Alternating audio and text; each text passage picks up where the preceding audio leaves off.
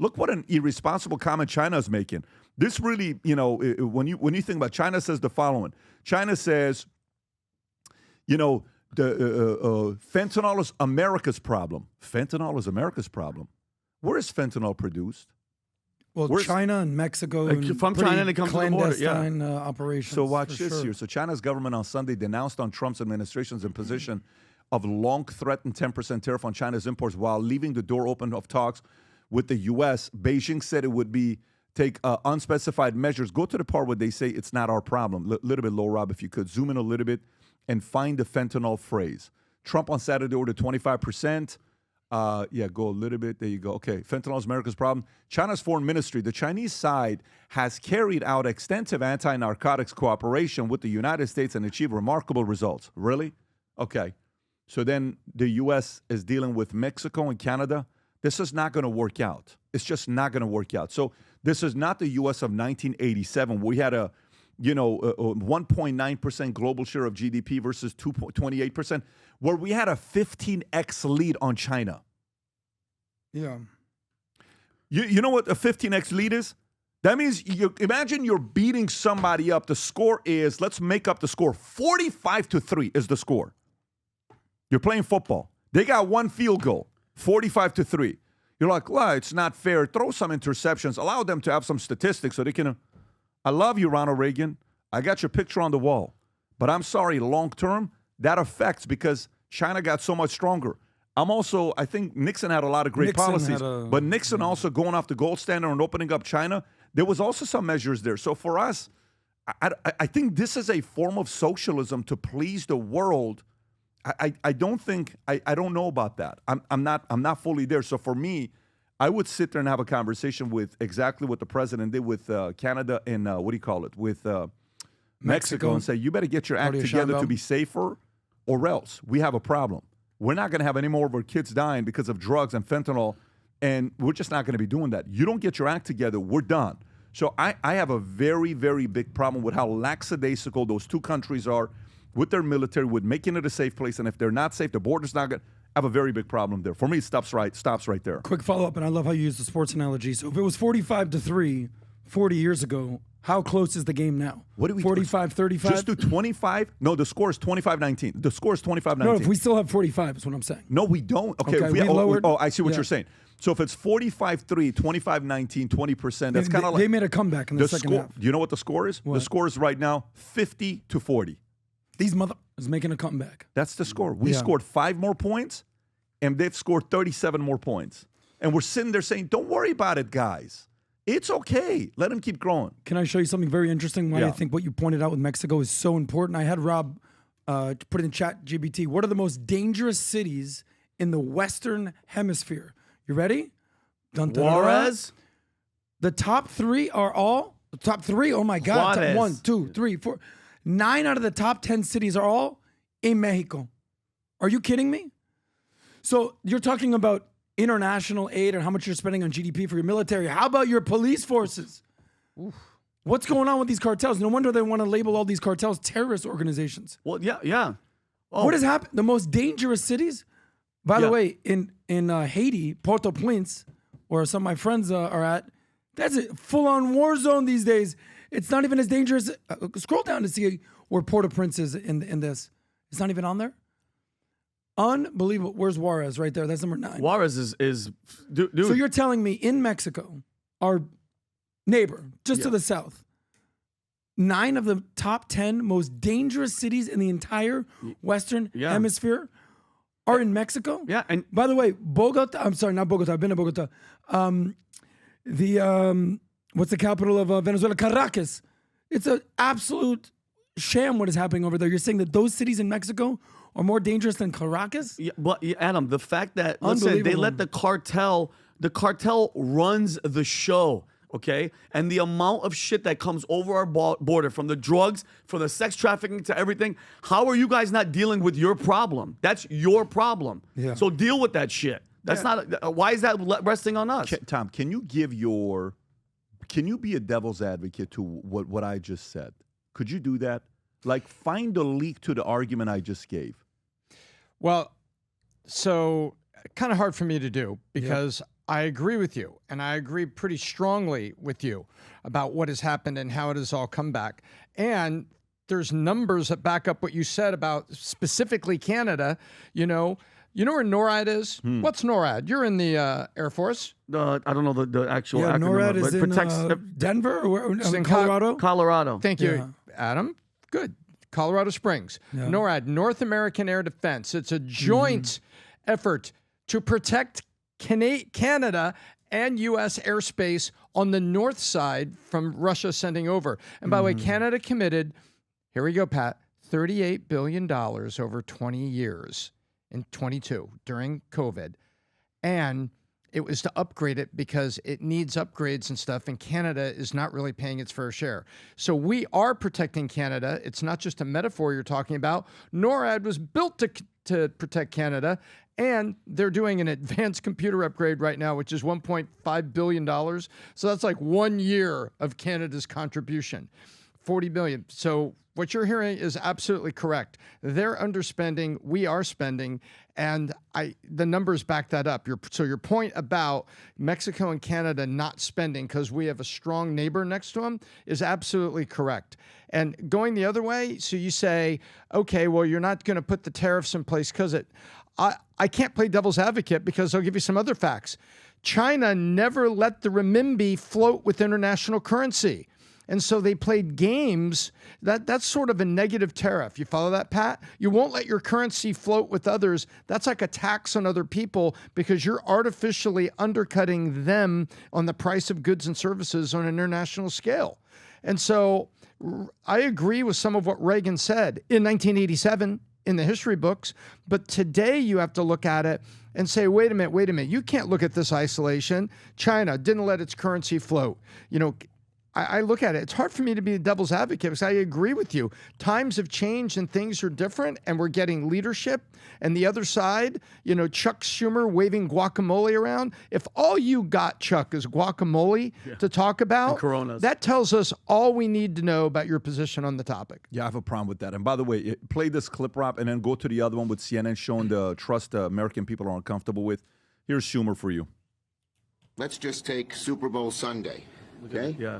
Where he's going to be making cheeseburgers frozen. Affect beer, okay? Look at him. Most of it, Corona here, comes from Mexico. What a weasel. It's going to affect your guac, because what is guacamole made of? Avocados, both from Mexico. Okay, so that's great, man. By the way, you know what that is? Very interesting.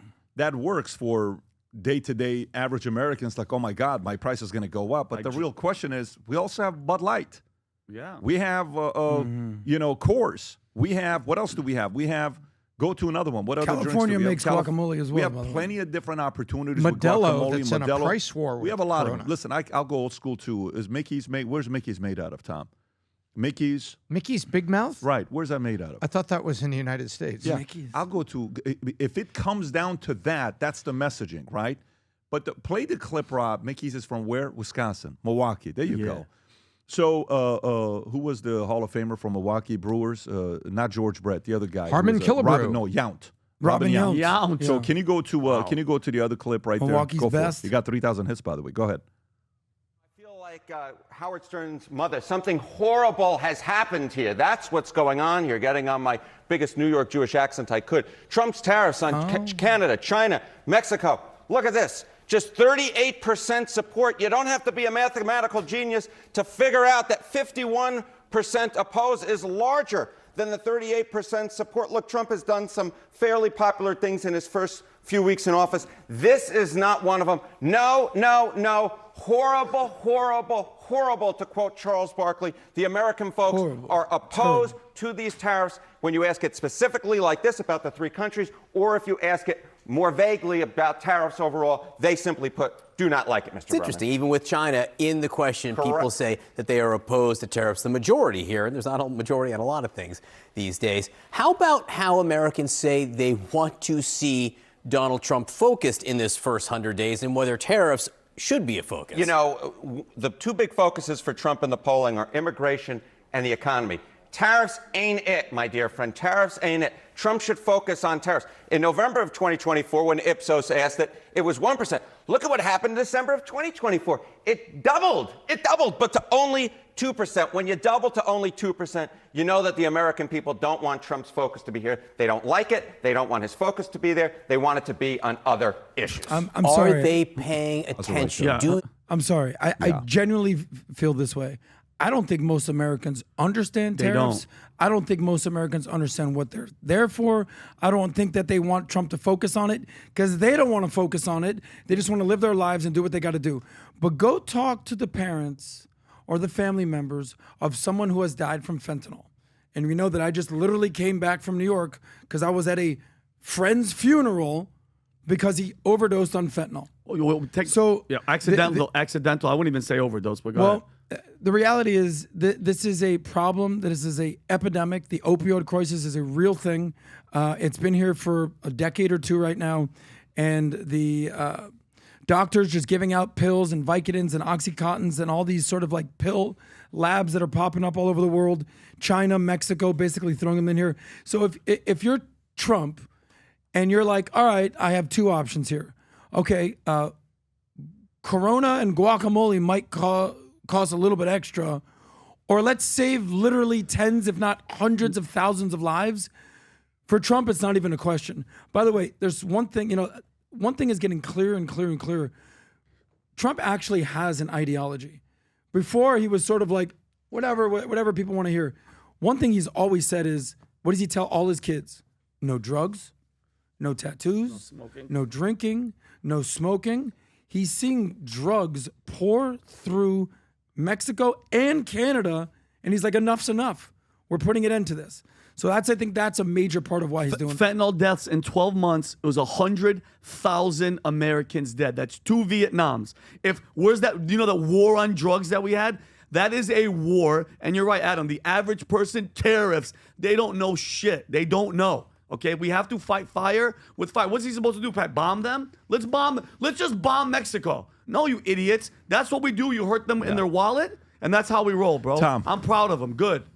I have a quick parting shot on this. And on Harry Ensign, I normally like what Harry does and with the numbers and everything. 'Cause I'm a numbers person. But that was disingenuous, Harry. What he's looking at, if you look at, and Adam hit it, if you were to ask people back in December, what issues do you care about? Just because the election was over, they still cared about immigration. They still cared about inflation. They still cared about cost of housing. They still cared about interest rates on mortgage. And if you looked at lists, those were top to bottom. Last night I went back and forth, connected a little bit with our good friend Mark Mitchell over at Rasmussen. Yeah. And guess what? We were both calling it the art of the deal. And the Americans that were looking at it understand that Trump is dealing. They understand that he's negotiating. And so when Harry says, tariffs went from 1% to 2%, you have to look at it. It's like a stack rank analysis, And people are still concerned about immigration. They like what they're seeing on that. They're still concerned about inflation. They're waiting to see what happens at the gas pump and for heating oil. And they're still very concerned about cost of living and housing. And so, by the way, if it went the other way, do you think CNN would be saying America's feelings double, 1% to 2%? No. If it would go in their place, they'd hide the number, instead say America's feelings doubled on this issue. And they'd go the other way. So, Harry, I like the work you're doing and everything, but come on. You just cherry pick that out of that and you're poking a little bit. All right. Valentine's Day. We're only how many days away from Valentine's Day? Exactly 10 days away. You got 10 days to place an order. So here's what we did. My wife's birthday is on Valentine's Day. February 14th is her birthday. And so it's a special day in our family. For some of you that were asking, I want to get something for my wife. She loves Valuetainment. She loves PBD Podcast. She watches the content. No problem. Here's what we're doing for you to place the order now. The first 100 people that do place the order, you got a special gift here. We got the pink Future Looks Bright hat with the Valuetainment logo, the American flag on the right, and the Future Looks Bright on the bottom. We got the red Future Looks Bright hat, okay?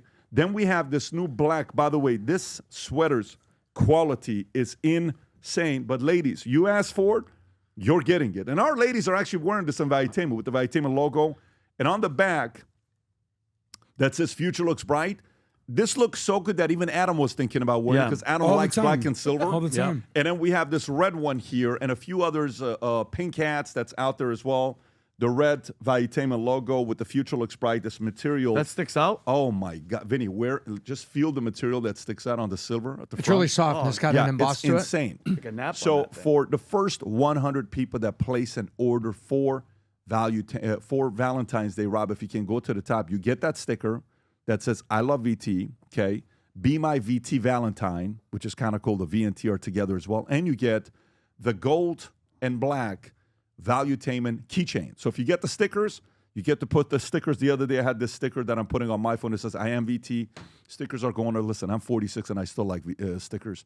But Valentine's Day, go to VTmerch.com. Place your order. We want 1 million people wearing The Future Looks Bright gear. Again, go to VTmerch.com. First 100 people to place an order. Get the keychain and the limited edition Valuetainment stickers being sent your way. If you enjoyed this video, you want to watch more videos like this, click here. And if you want to watch the entire podcast, click here.